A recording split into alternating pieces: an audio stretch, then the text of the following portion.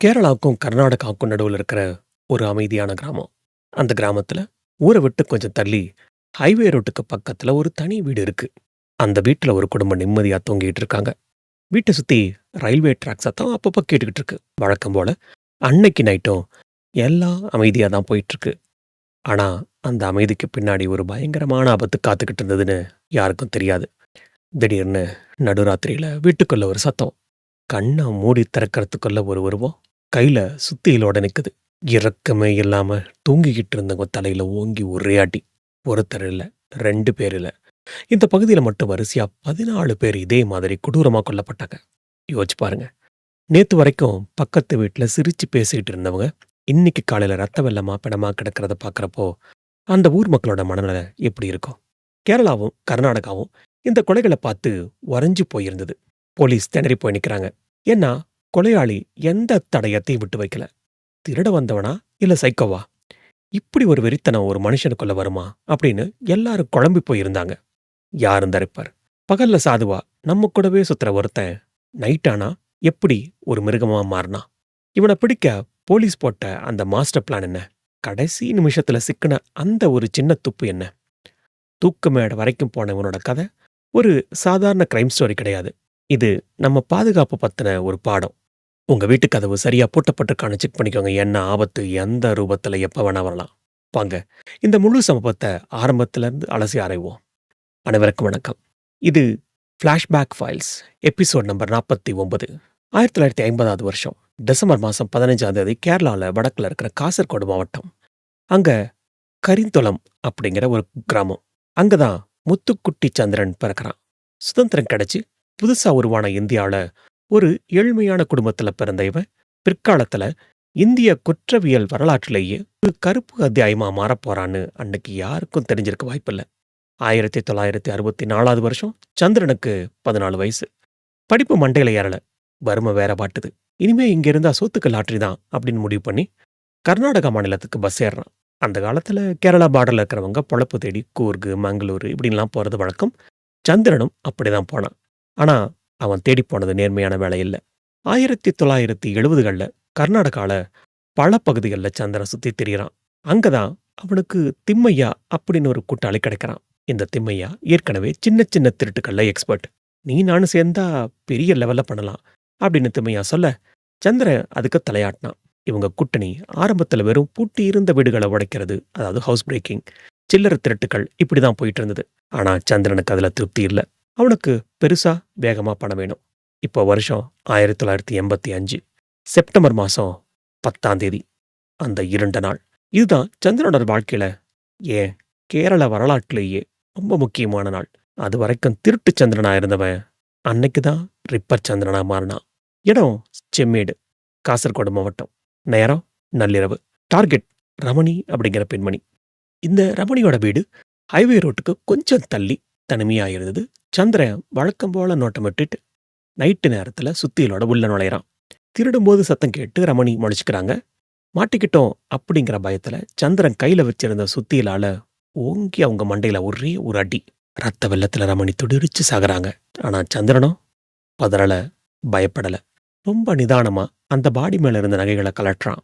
அந்த கொலை அவனுக்கு ரத்த ருசிய காட்டுச்சு. இப்போ 1985 அக்டோபர் மாசம். சந்திரன் அடுத்த கட்டத்துக்கு பாய தயாராகிறான். இந்த கொலைய பண்ணி சரியா 1 மாசம் ஆயிருந்தது. போலீஸ்க்கு இன்னும் ரமணி கொலை கேஸ்ல துப்பு கிடைக்கல. இந்த தைரியத்துல சந்திரன் அடுத்த வேட்டைக்கு ரெடியாகிறான். இந்த முறை இடம் மஞ்சேஸ்வரம். இந்த முறை அவன் தனியா போகல. ஆயுதமோ சுத்தி இல்ல. பிக் ஆக்ஸ், அதாவது கடப்பார, மண்வெட்டி. ஒரு வீட்ல ஹஸ்பண்ட் இல்லாம மனைவி, அவங்க சொந்தக்காரங்களும் இருக்காங்க. சந்திரன் உள்ள புகுந்து கண்ணிமைக்கிற நேரத்துல 3 பேரை கொடூரமா தாக்கி கொலை பண்றான். யோசிச்சு பாருங்க. ஒரே மாசத்துல 4 கொலைகள். அதுவும் ஒரே ஒரு நபரால. அடுத்தது அக்டோபர் மாசம் 10ஆம் தேதி. அதே 1985வது வருஷம். இந்த வழக்கு தான் பின்னாடி சுப்ரீம் கோர்ட் வரைக்கும் பேசப்பட்டுச்சு. கர்நாடகா பார்டர்ல இருக்கிற ஒரு பெரிய வீடு. வீட்டு உரிமையாளர் பேரு நரசப்பையா ஹண்டே. அவங்க வீட்ல விஸ்வநாதன் அப்படின்னு ஒரு வேலைக்காரரும் இருக்காரு. கூடவே நரசப்பையாவோட உறவினர் இந்திரா அப்படிங்கிறவங்களும் இருக்காங்க. நள்ளிரவு நேரம். சந்திரன் அந்த வீட்டுக்குள்ள நுழையறான். தூங்கிக்கிட்டு இருந்த நரசப்பையாவையும் விஸ்வநாதனையும் அந்த பிக்காக்ஸால அடிச்சு அந்த இடத்திலேயே காலி பண்றான். சத்தம் கேட்டு இந்திரா எந்திரிக்கிறாங்க. அவங்களையும் அதே ஆயுதத்தால தாக்குறான். இந்திரா மண்டையில பலத்த அடி, ரத்தம் கொட்ட ஆரம்பிக்குது. மயங்கி விழுறாங்க. செத்துட்டு தான் நினைச்சு சந்திரன் நகைகளை சுருட்டிக்கிட்டு ஓடுறான். ஆனா ட்விஸ்ட் என்ன தெரியுமா? இந்திரா சாகல. அவங்க பொழைச்சுக்கிட்டாங்க. பின்னாடி கோர்ட்ல சந்திரனை அடையாளம் கட்ட போற ஒரே நேரடி சாட்சி இவங்க தான். இந்த சம்பவத்துல சந்திரன் காட்டின கொடூரம் தான் அவனுக்கு தூக்கு கயிறை வாங்கி கொடுத்தது. இப்படி 1985 முடிகிறதுக்குள்ள கேரளா, கர்நாடகா பார்டர்ல இருக்கிற சித்தாரி, குடுலு, சமந்திக்குன் இப்படின்னு பல கிராமங்கள்ல ரிப்பரோட பயம் பரவ ஆரம்பிச்சது. மக்கள் சாயங்காலம் 6 மணி ஆனா கதவை போட்டுக்கிட்டு வீட்டுக்குள்ளேயே முடங்கி கிடக்கிற நிலைமை வந்தது. இப்போ நவம்பர் மாசம், அதே 1985 வருஷம். இது ஆரம்பிக்கும்போது கேரளாவுக்கும் கர்நாடகாவுக்கும் நடுவுல இருக்கிற அந்த பார்டர் கிராமங்கள்ல ஒரு பயங்கரமான அமைதி நிலவ ஆரம்பிக்குது. முன்னாடியே சொன்னது போல சாயங்காலம் 6 மணி ஆச்சுன்னா போதும், ஊர்ல ஒருத்தருக்கு கூட வெளியே தலை காட்ட மாட்டாங்க. அந்த அளவுக்கு ரிப்பர் சந்திரனோட பயம் பரவி இருந்தது. பை த வே அந்த சமயத்துல யாரு கொலைகாரன்னு தெரியாது. பட் ரிப்பர் அப்படிங்கிறது மட்டும் தான் தெரியும். அவனை பத்திய பயம் எல்லா இடத்துலயும் இருந்தது. ஒவ்வொரு போலீஸ் ஸ்டேஷன்லயும் ஃபோன் அடிச்சுக்கிட்டே இருக்கு. "சார், எங்களுக்கு பயமா இருக்கு. பக்கத்து வீட்ல ஏதோ சத்தம் கேட்டது. மண்டையில அடிச்சு கொலை பண்ணியிருக்கானாமா. ஒருவேளை எங்க வீட்டுக்கு வந்துட்டானான்னு பயமா இருக்கு." இப்படின்னு தொடர்ந்து ஃபோன் கால்கள். இதே மாதிரியான கம்ப்ளைண்ட் பல ஸ்டேஷன்ல பதிவாகுது. காசர்கோடு எஸ்பி ஆஃபீஸ்ல இருக்கிற அதிகாரிகளுக்கு என்ன பண்றது அப்படின்னே தெரியல. ஏன்னா கொலை நடக்குது. ஆனா எந்த தடயமும் இல்ல, கைரேகை இல்ல, சாட்சி இல்ல. ஏன், கொலை நடந்த நேரத்துல நாய் கூட குலைக்கல. அந்த அளவுக்கு சத்தமே இல்லாம காரியத்தை முடிச்சிருக்கான் அந்த கொலையாளி. இந்த குழப்பமான நேரத்துல தான் ஒரு திறமையான போலீஸ் அதிகாரி இந்த வழக்குக்குள்ள வராரு. அவர்தான் கர்நாடகா போலீஸ்ல இருந்த ஏஎஸ்ஐ நாராயண மணியாணி. இவருக்கு இந்த கேஸ் மேல ஒரு தனி கவனம் வருது. அவரு பழைய கிரைம் ரெக்கார்டையெல்லாம் எடுத்து தூசி தட்டி பார்க்கறாரு. கொலை நடந்த இடங்கள், நேரம், முறை எல்லாத்தையும் ஒரு மேப்ல குறிச்சு ஒரு பேட்டர்னை தேடுறாரு. அப்போ அவருக்கு ஒரு விஷயம் தெளிவா புரியுது. இது ஒரு சாதாரண திருட்டு கும்பல் வேலை இல்ல.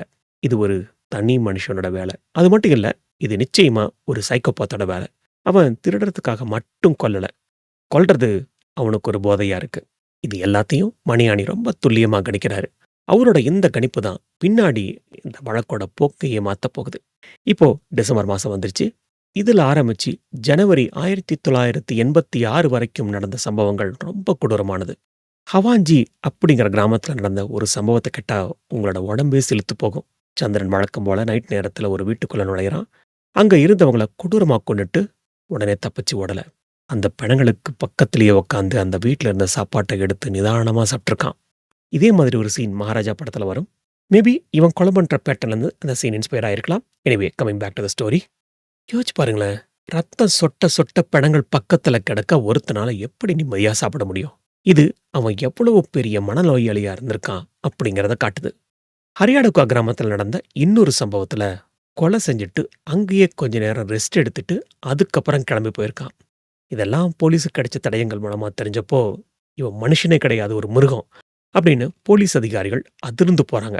இப்படி போலீஸ் கண்ணில் மண்ணை தூவிட்டு சுத்தின சந்திரனுக்கு 1986 பிப்ரவரி 11 ஒரு சர்க்கிள் வருது. அன்னைக்கு அவனோட குறி கண்ணூர் மாவட்டத்தில் இருக்கிற பராசினி கடவு அப்படிங்கிற பகுதியில் இருந்த ஒரு மழைவாழ் வீடு. வழக்கம் போல நள்ளிரவு நேரத்தில் உள்ள போறான். அங்க இருந்த தம்பதிகளை தாக்கிட்டு நகைகளை கொள்ளையடிக்கிறான். பட் இந்த முறை அவனுக்கு நேரம் சரியில்லை.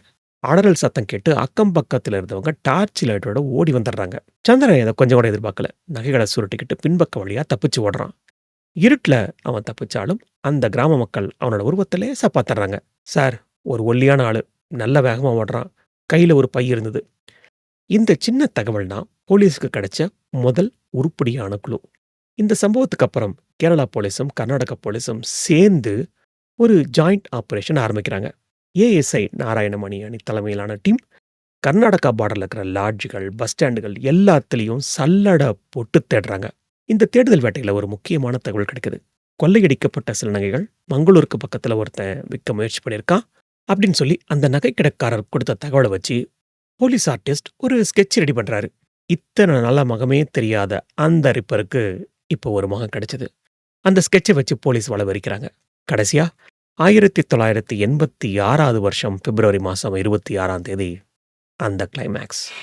இடம் கர்நாடகாவோட சிக்கமங்களூர் பஸ் ஸ்டாண்ட். சந்திரன் அங்க ஒரு பஸ்ஸுக்காக வெயிட் பண்ணிட்டு இருக்கான். அவனுக்கு சுத்தமா தெரியாது தன்னை சுத்தி சிவில் ட்ரெஸ்ல போலீஸ் நிக்கிறாங்க அப்படின்னு சொல்லி.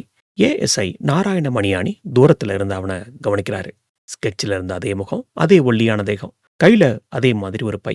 சந்தேகம் உறுதியானதும் கண்ணு வைக்கிற நேரத்துல போலீஸ் டீம் அவனை ரவுண்ட் அப் பண்றாங்க. சந்திரன் சுதாரிச்சு தப்பிக்க ட்ரை பண்றான். பட் முடியல. அவனை பிடிச்சு அந்த பைய சோதிக்கும்போது உள்ள என்னென்ன இருந்தது தெரியுமா? ரத்தம் படிஞ்ச அந்த சுத்தியல். அதுதான் அவன் 14 அப்பாவிகளை கொன்ன ஆயுதம். அந்த சுத்தியலை பார்த்ததும் போலீஸுக்கு வந்த நிம்மதிக்கு அளவே இல்ல. பிடிச்சிட்டான்டா அந்த சைக்கோவ அப்படின்னு ஒரு பெருமூச்சு விடுறாங்க. சந்திரனை ஸ்டேஷனுக்கு கூப்பிட்டு விசாரிச்சப்போ அவன் சொன்ன விஷயங்கள் போலீஸ் அதிர வச்சுது. அடி உத வாங்காமலேயே அவன் எல்லாத்தையும் கக்க ஆரம்பிச்சான்.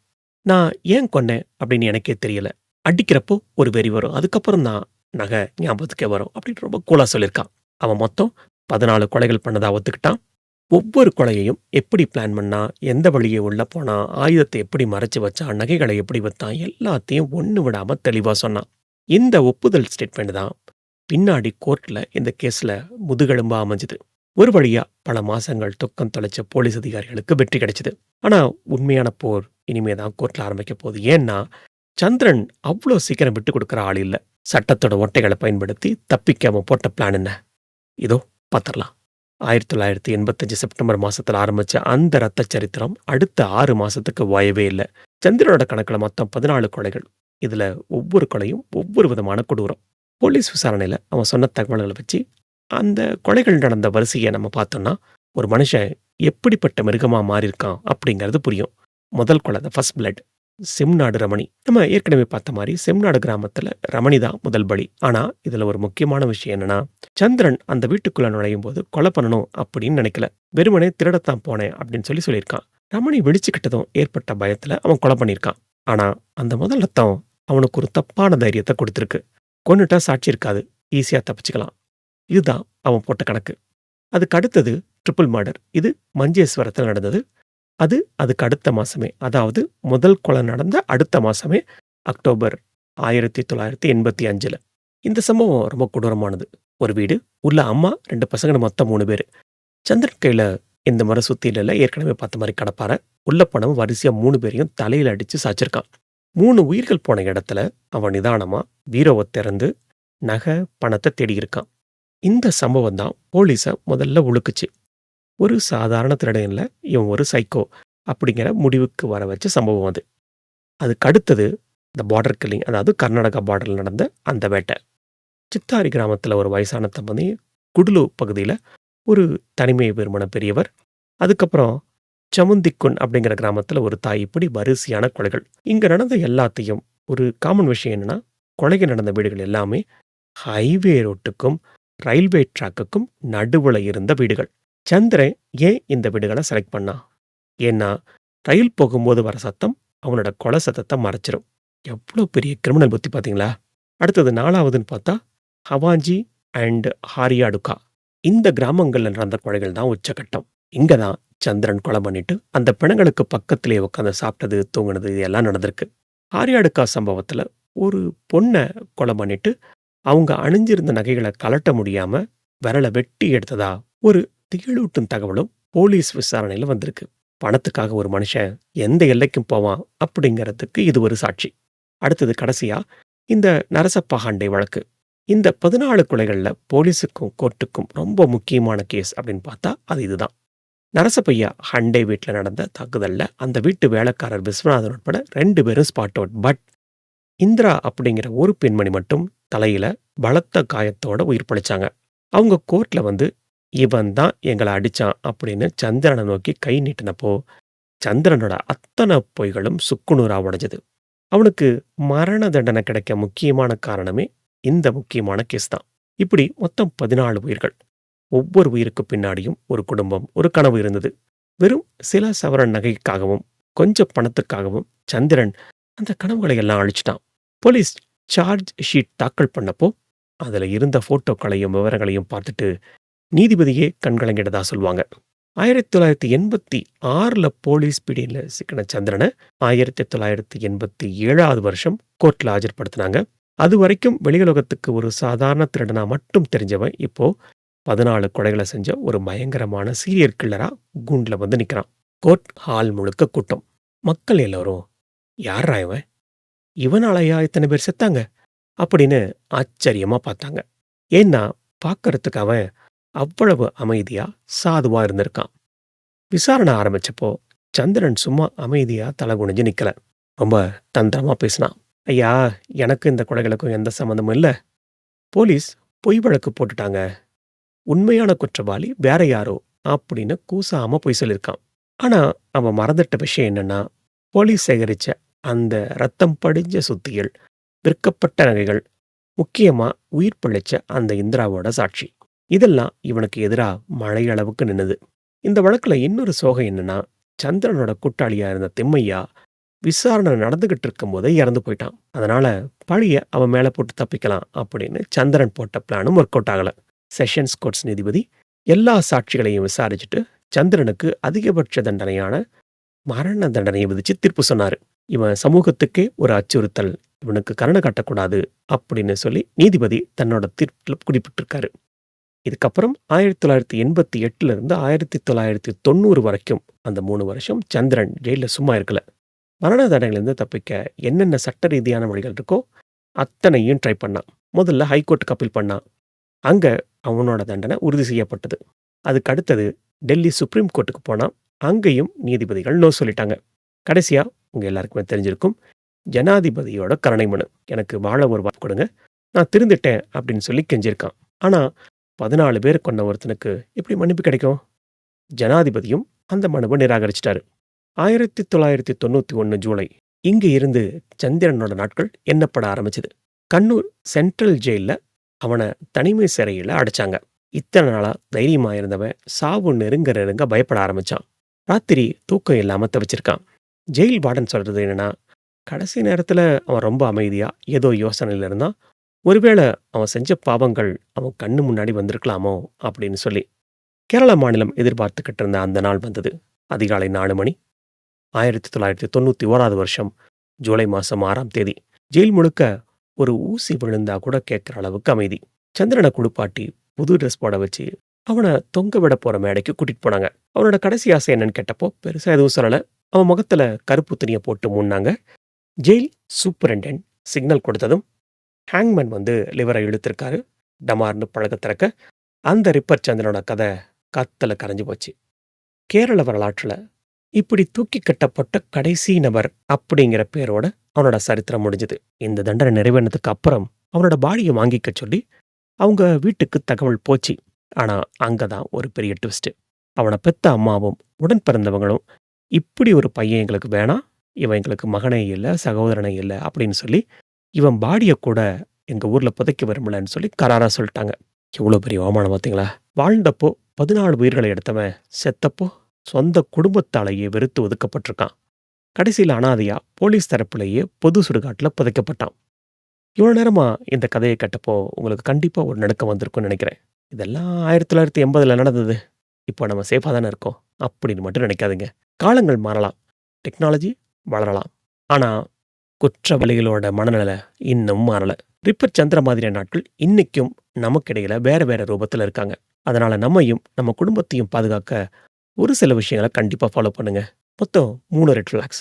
நம்பர் 1, தனிமை. உங்க வீடு ஊருக்கு ஒதுக்குப்புறமா ஹைவே இல்லனா ரயில்வே ட்ராக்குக்கு பக்கத்துல இருந்தா நீங்க எக்ஸ்ட்ரா கேர்ஃபுல்லா இருக்கணும். அடுத்தது, அறிமுகம் இல்லாத நபர்கள். கேஸ் சிலிண்டர் செக் பண்ண வரோம், சேல்ஸ்மேன், சர்வே எடுக்க வரோன்னு சொல்லி யார் வந்தாலும் ஐடி கார்டு பார்க்காம விசாரிக்காம கதவை திறக்காதீங்க. 3வது, இரவு நேர சத்தங்கள். நைட் நேரத்துல காம்பவுண்டுக்கு பக்கத்துல சத்தம் கேட்டா உடனே கதவை திறந்துட்டு வெளியே போகாதீங்க. ஜன்னல் வழியா பாருங்க. சந்தேகமா இருந்தா உடனே போலீஸுக்கு ஃபோன் பண்ணிடுங்க. அடுத்ததா சில சேஃப்டி டிப்ஸ். முதல்ல லாக் சிஸ்டம். வீட்டில் grill gate, double lock system கண்டிப்பாக இருக்கணும். நைட்டு தூங்க போறதுக்கு முன்னாடி எல்லா கதவும் ஜன்னலும் பூட்டி இருக்கான்னு ஒரு தடவை இல்லை ஒரு தடவைக்கு 2 தடவை செக் பண்ணுங்க. கிச்சன் வேலையை முடிச்சதும் பின்வாசல் கதவை போட்ட மறந்துடாதீங்க. சப்போஸ் வீட்டில் இருக்கிறவங்க வெளியூர் போயிருக்கிறப்போ முடிஞ்ச வரைக்கும் தனியா இருக்காம சொந்தக்காரங்க எல்லாம் பக்கத்து வீட்டுக்காரங்க யாரையாவது துணைக்கி வச்சுக்கோங்க. அதுக்கு அடுத்தது, அதிக நகைகளை வீட்டில் வைக்காம பேங்க் லாக்கர்ல வைக்கிறது தான் புத்திசாலித்தனம். திருடர்களுக்கு முதல் டார்கெட்டே தங்கம் தான். தங்கம் இப்போ என்ன விலை விற்குதுன்னு நான் சொல்ல தேவையில்லை. அதுக்கு அடுத்தது ரொம்ப ரொம்ப முக்கியமான விஷயம், சோஷியல் மீடியா. நாங்கள் ஃபேமிலியோட டூர் போகிறோம் அப்படின்னு ஃபேஸ்புக், இன்ஸ்டாகிராமில் ஸ்டேட்டஸ் போடாதீங்க. அது திருடர்களுக்கு நீங்கள் கொடுக்குற இன்விடேஷன். அடுத்ததா லொக்கேஷன் ஷேரிங். நைட்டு வீட்டுக்கு லேட்டாக வரும்போது லைவ் லொக்கேஷனை பெற்றோருக்கோ ஃப்ரெண்ட்ஸுக்கோ ஷேர் பண்ணுங்க. கடைசியா அலர்ட்னஸ்.